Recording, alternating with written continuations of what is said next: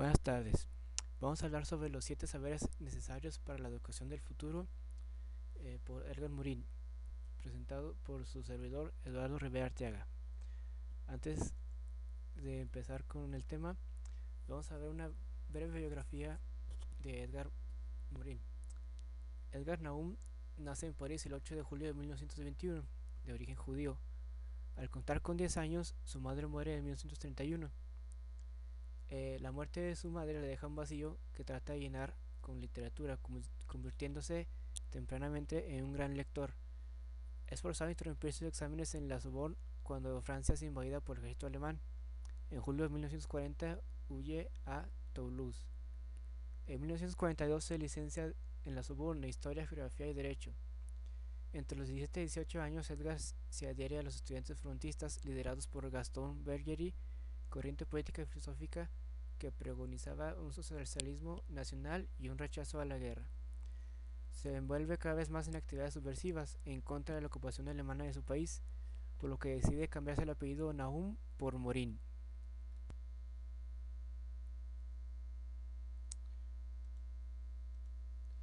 De los 23 a los 30 años forma parte del Partido Comunista Francés.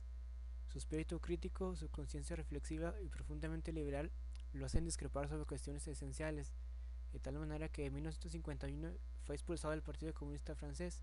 Sin embargo, continúa participando pacíficamente contra las acciones bélicas. Algunas de sus publicaciones más importantes, más relevantes. Vamos a hablar sobre el mundo complejo. Edgar Morin alude a que debemos ampliar nuestra epistemología. Los tiempos cambian y nuestro pensamiento debe adaptarse, o incluso ir un paso adelante de estos cambios. En otras palabras, esperar los cambios que provocan la misma naturaleza y los fenómenos que desencadena la actividad humana. Por complejo, debemos entender que es los sistemas entretejidos. La palabra complexus etimológicamente hace referencia a lo que está tejido junto. Por tanto, hay complejidad cuando son inseparables los elementos diferentes que constituyen un todo. En ese sentido, podemos decir que vivimos en un planeta complejo, que se forma de diferentes sistemas que a la vez se forman de subsistemas. Todos estos están interactuando entre sí, formando un sistema complejo donde cada subparte es fundamental para el funcionamiento del todo. Se dice que un ser vivo es un sistema autopoético. Eso quiere decir que está organizado por una red cerrada de producciones moleculares en que las moléculas producidas generan la misma red que las produjo y especifican su proyección.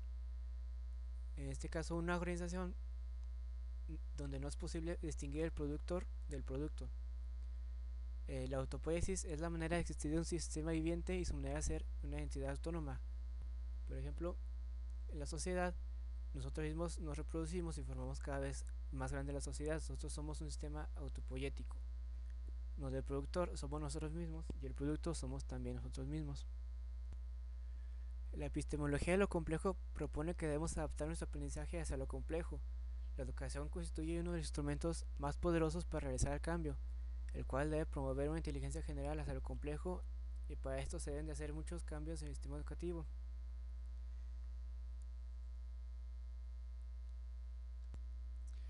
En este sentido, la referencia a un proyecto de calidad educativa debe abordar al lo menos las siguientes dimensiones: un dominio epistemológico explícito, modelos de interpretación de contexto, estrategias de acción, programas de investigación y evaluación.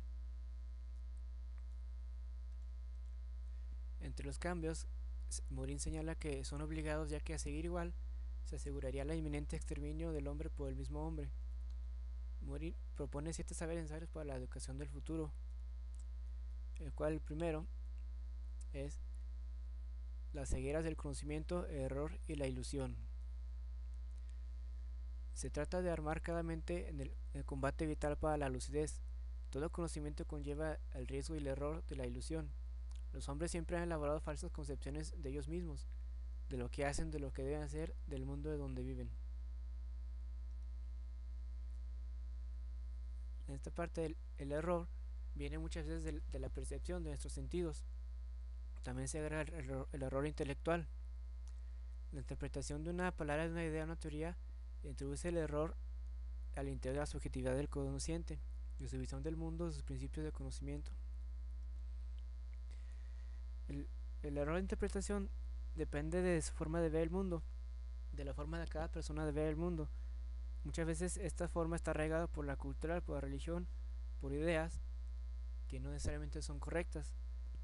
Estas formas de ver el mundo vienen influido por los deseos, miedos, perturbaciones y supersticiones de cada persona. Los errores mentales consisten en que en ocasiones confundimos nuestros recuerdos que no son reales, los hacemos reales. Nuestra memoria también está sujeta a fuentes de error. A veces seleccionamos o rechazamos recuerdos que nos convienen.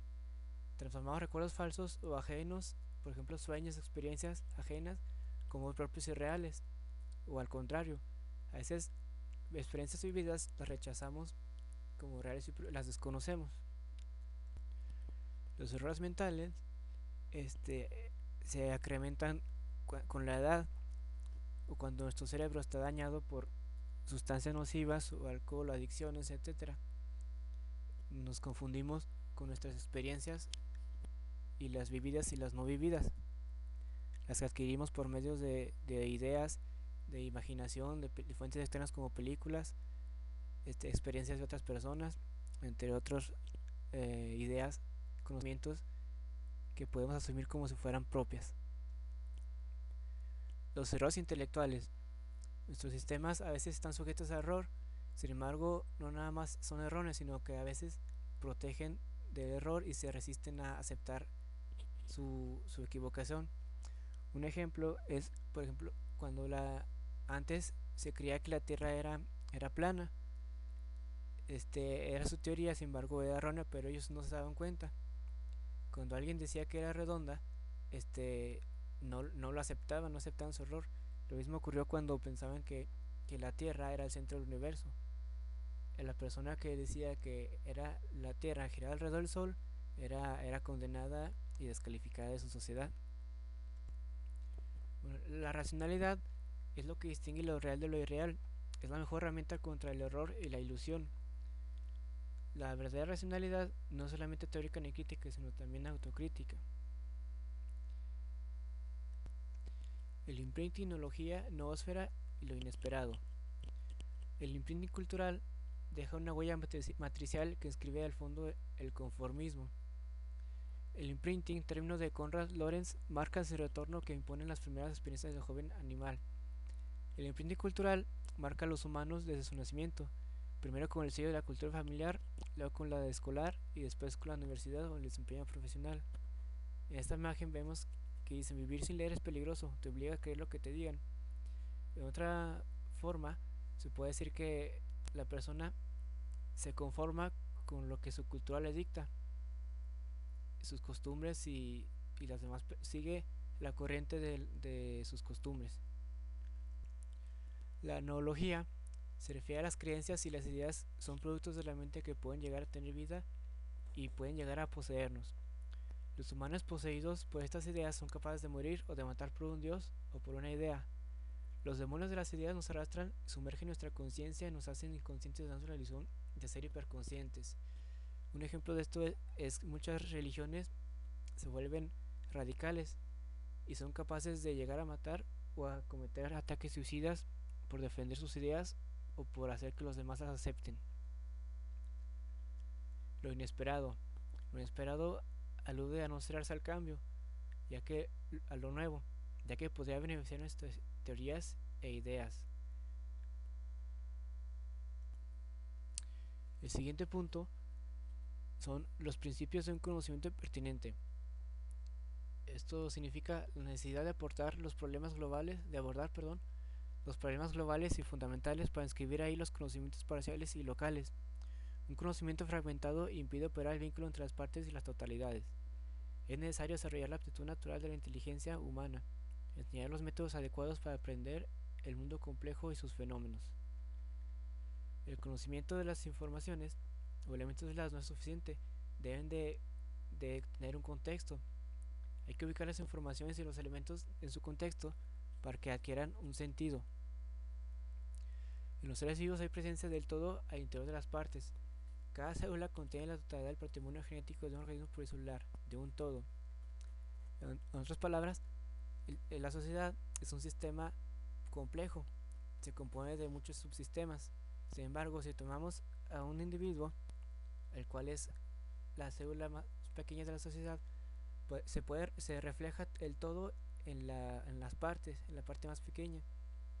Así como la célula contiene la información genética de todo el ser vivo, así el ser humano, un individuo, refleja el todo de la sociedad. Lo multidimensional se refiere a que las unidades complejas, el ser humano o la sociedad, por ejemplo, son multidimensionales, las cuales desencadenan múltiples informaciones y actividades que interfieren e interaccionan con otras dimensiones humanas o sociales. Cada componente que conforma un sistema interfiere o influye en los demás. Lo complejo.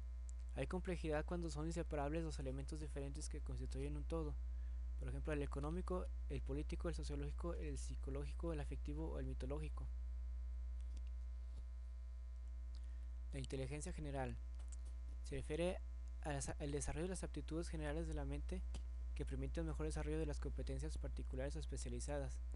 Esto es, entre más poderosa sea la inteligencia general, más grande es la facultad para tratar problemas especiales. La educación debe favorecer la aptitud natural de la mente para hacer y resolver preguntas. En este caso, la educación debe de explotar las habilidades del pensamiento, por ejemplo la curiosidad, lo cual ayuda a desarrollar otras habilidades como la creatividad y el pensamiento lateral, y es lo que facilita resolver problemas complejos. Sin embargo, en la educación tradicional, estas habilidades se dejan de lado y difícilmente se explotan en los alumnos, ya que,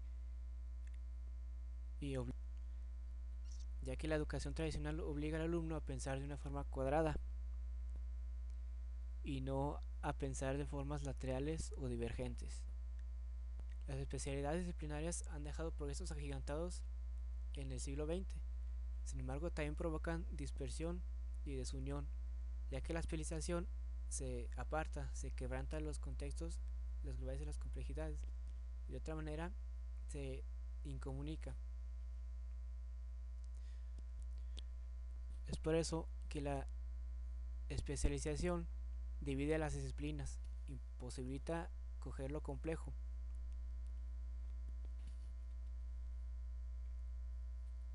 La falsa racionalidad se refiere a que ha habido buenas intenciones en el triunfo de la racionalidad, las cuales producen a largo plazo efectos nocivos que contrarrestan y sobrepasan los efectos benéficos. El siglo XX, por ejemplo, ha producido muchos pasos agigantados en la ciencia y la técnica. Sin embargo, también ha producido una ceguera hacia los problemas globales, fundamentales y complejos, la cual genera ilusiones y errores, comenzando por los científicos, técnicos y especialistas. Un ejemplo de la Segunda Guerra Mundial, hubo muchos grandes científicos y tecnológicos, sin embargo, los avances fueron enfocados al sistema bélico, la cual conllevó a muchos atrasos sociales y pérdidas humanas. Esto dice que el conocimiento hay que conjugarlo también con la moral y la ética. El siguiente punto es enseñar la condición humana. Cada uno tome conocimiento y conciencia al mismo tiempo de su identidad compleja y su identidad común a todos los demás humanos. Somos seres físicos, biológicos, psíquicos, cultural, social, históricos. Los humanos deben reconocerse en su humanidad común y al mismo tiempo reconocer la diversidad cultural inherente a todo cuanto es humano. Debemos preguntarnos quiénes somos, dónde estamos, de dónde venimos y a dónde vamos. Debemos también tomar conciencia sobre nuestra condición física y terrestre. Somos seres cósmicos, nuestros átomos alguna vez fueron parte de estrellas, de astros u otros elementos cósmicos del espacio. También nuestra condición terrestre, pertenecemos a un planeta el cual desarrolló su biosfera y vida, y somos los únicos seres racionales que habitan este planeta. Dependemos vitalmente de la biosfera terrestre, por tal debemos de conocer nuestra física y biológica identidad terrenal y nuestra dependencia hacia este planeta. Entonces podemos decir que el hombre es un ser plenamente biológico, pero si no expusiera de la cultura sería un primate de más bajo rango. Hay entonces una triada entre cerebro, mente y cultura, donde cada uno los necesita, depende de otros. La racionalidad no dispone pues del poder supremo, es una instancia que compete y se opone a las otras triadas. Es frágil y puede ser dominada, sumergida e incluso esclavizada por la afectividad o la impulsividad.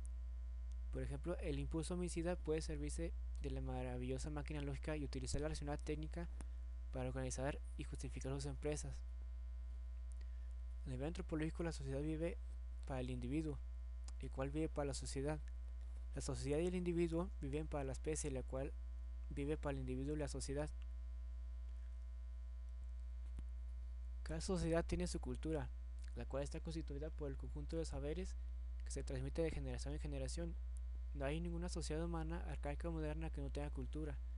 Sin embargo, cada cultura es singular y única. También son abiertas, lo cual significa que se pueden intercambiar una cultura de otra. Sin embargo, el efecto destructor de una dominación es una pérdida para toda la humanidad. Un ejemplo es cuando los europeos conquistaron América, sometieron a las culturas y se perdió mucho conocimiento de la cultura de la América. El ser humano es un ser complejo y también es bipolar. Es racional y delirante, es trabajador y lúdico, es empírico e imaginador, económico y dilapidador, es prosaico y poético. Hay a la vez una unidad y una dualidad. Somos seres infantiles, neuróticos, delirantes, sin embargo también somos racionales. La educación debería mostrar e ilustrar el destino de las múltiples facetas del humano. Otro punto es enseñar la identidad terrenal. Enseñar la historia de la Tierra, la comunicación de los continentes en el siglo XVI, mostrar cómo se volvieron intersolidarias todas las partes del mundo sin ocultar las opresiones y dominaciones de la humanidad, señalar la crisis planetaria del siglo XX. Todos vivimos en una misma comunidad de destino. El planeta no es un sistema global, sino un torbellino en movimiento, desprovisto de centro organizador. El género humano ha producido una diversidad de lenguas, de culturas, destinos. Es fuente de innovaciones y de creaciones en todos los campos. Es una diversidad creadora. La era planetaria se abre y se desarrolla en y por la violencia, la destrucción, la esclavitud, la explotación feroz de las Américas y de África. La industria y la técnica toman un vuelo que ninguna civilización había conocido antes. La economía cada vez se vuelve interdependiente. El mundo se vuelve uno, pero al mismo tiempo se divide. El desarrollo ha comunicado al mundo. La globalización une las culturas y mezcla la economía y todos los sistemas. Sin embargo, el desarrollo también nos deja cosas negativas. Por ejemplo, lo que nos dejó las dos guerras mundiales han sido armas nucleares, que sigue siendo una amenaza permanente. Otros peligros son el envenenamiento del medio ambiente, la naturaleza, la biosfera, los virus mortales y los virus conocidos que se hacen inmunes a los antibióticos. Igualmente, los virus que evolucionan naturalmente y los que son creados por el hombre. Por ejemplo, hemos aprendido que en Hiroshima que la ciencia es ambivalente, así como da, también quita y destruye, crea y destruye.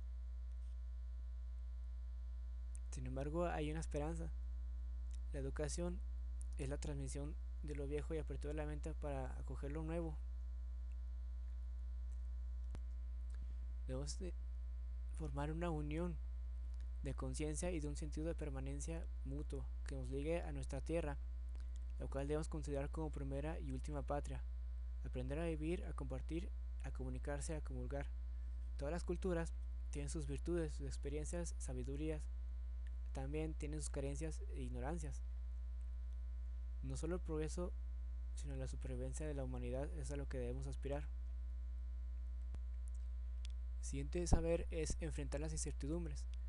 La educación debería comprender la enseñanza de las incertidumbres que han aparecido en las ciencias físicas, en las ciencias de la evolución biológica y en las ciencias históricas. Afrontar los riesgos, lo inesperado, lo incierto, y poder manipularlo hasta nuestro beneficio. Preparar nuestras mentes para esperar lo inesperado y poder afrontarlo. La historia humana que ha sido y sigue siendo una aventura desconocida. El conocimiento es navegar en un océano de incertidumbres a través de archipiélagos de certeza. El devenir es cuestionado y lo será siempre. El futuro se llama incertidumbre. Una incertidumbre, por ejemplo, es que las crisis pueden traer nuevos desarrollos. Por ejemplo, los desarrollos de la técnica, la industria y el capitalismo han arrastrado la destrucción de las civilizaciones tradicionales. Las destrucciones masivas y brutales llegan del exterior por la conquista, la exterminación que aniquilaron los imperios y ciudades en la antigüedad. La historia no es una evolución lineal, ya que puede tener turbulencias, bifurcaciones, desviaciones, periodos de latencia. Es un enjambre de devenires enfrentados con riesgos, progresiones, regresiones y rupturas. La historia siempre tiene dos caras opuestas: civilización y barbarie, creación y destrucción, génesis y muerte. Es por eso que la educación del futuro debe volver sobre las incertidumbres ligadas al conocimiento. El conocimiento es una aventura incierta que conlleva en sí misma y permanentemente el riesgo de ilusión y de error. El conocimiento. Existen acciones que escapan sus intenciones. Tan pronto como un individuo emprende una acción, cual fuere, empieza a escapar de sus intenciones. Esto es la incertidumbre y la ecología de la acción. Se pueden considerar o calcular a corto plazo los efectos de una acción, pero los efectos a largo plazo son impredecibles. Ninguna acción está segura de obrar en el sentido de su intención, el cual puede cambiar. Puede iniciarse con buena intención, sin embargo provocar efectos negativos. El deseo de aniquilar la incertidumbre puede parecer algo ilógico. El pensamiento debe encaminarse y agredirse para afrontar la incertidumbre. Hemos visto a menudo que lo improbable se realiza más que lo probable. Entonces debemos confiar en lo inesperado y trabajar para lo improbable. El otro saber es enseñar la comprensión. El planeta necesita comprensiones mutuas en todos los sentidos. El desarrollo de la comprensión necesita una reforma de las mentalidades. La comprensión mutua entre humanos es necesaria para mejorar las relaciones humanas.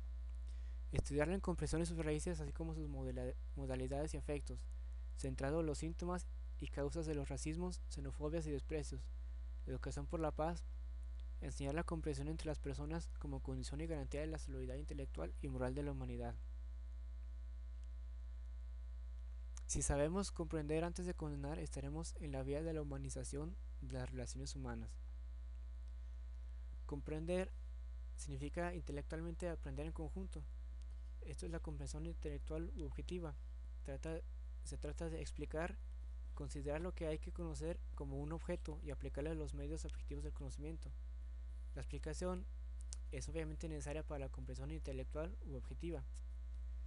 Sin embargo, también existe la comprensión humana intersubjetiva, el cual incluye necesariamente un proceso de empatía, identificación y proyección. La comprensión necesita apertura, simpatía y generosidad.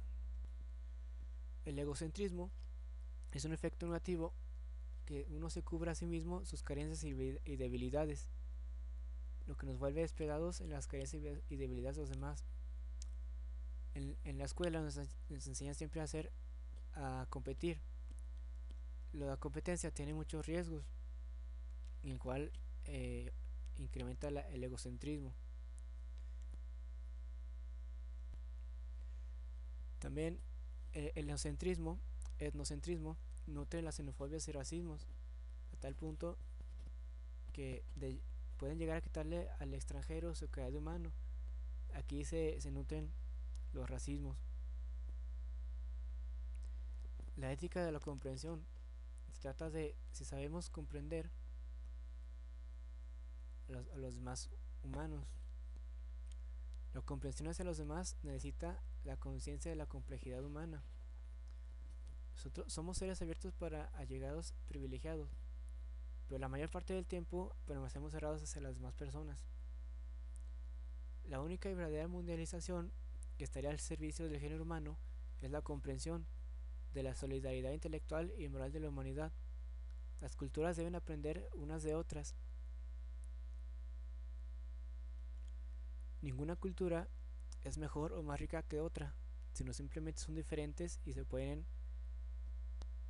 incrementar si se comparten sus conocimientos.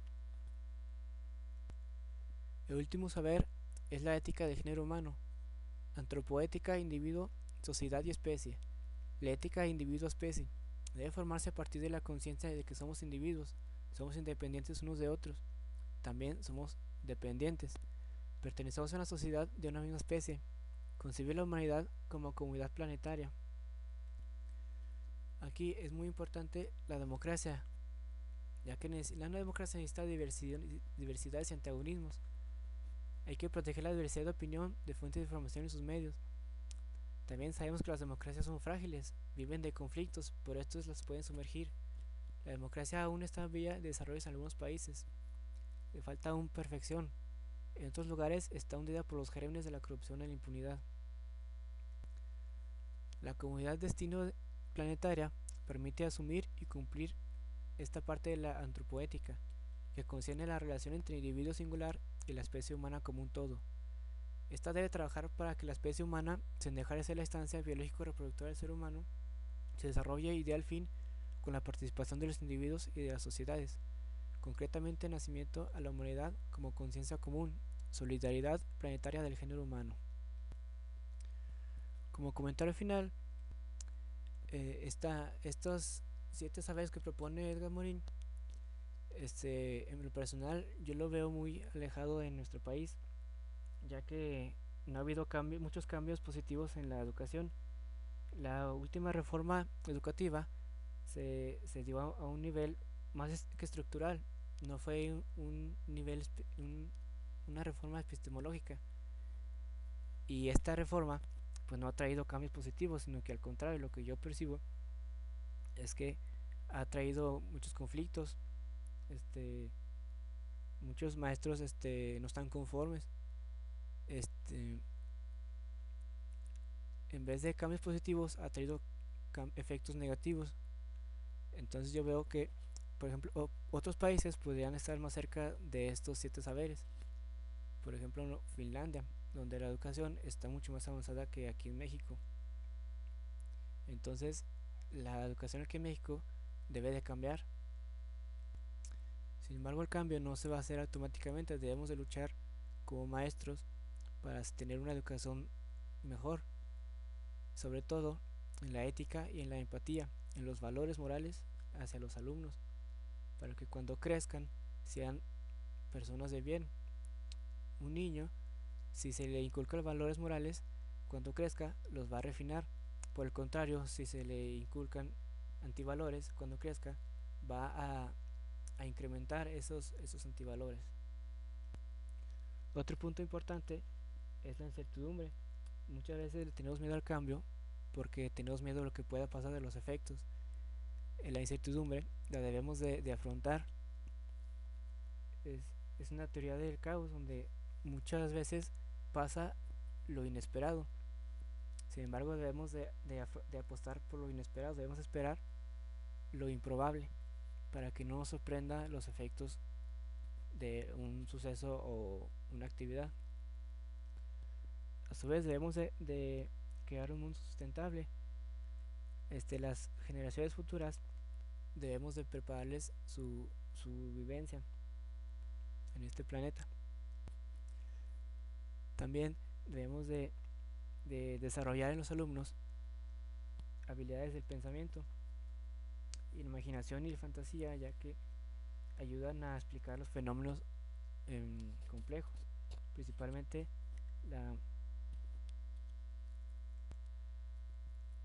la creatividad, ya que esta es muy importante para solucionar problemas complejos. Por mi parte, como conclusión, la antropoética nos pide asumir la misión antropológica del milenio.